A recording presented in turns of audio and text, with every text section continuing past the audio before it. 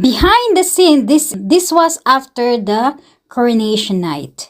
Nasa 7th floor ako, madaming steps. Wala silang elevator, kaya napagod ako.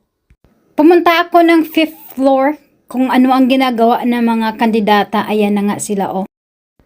Mag-pictorial pa rin yan sila dyan. At tingnan mo mga securities dyan, oh. Bawal pumunta doon sa taas.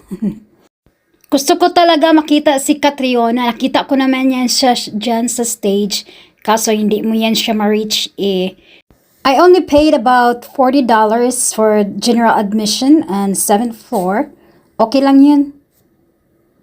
Overall, masaya na rin ako kasi we won Miss Universe Asia Continental. Okay na yan. Sabi nga ni Miss Finland, they can travel with Miss Denmark or Miss Universe 2024.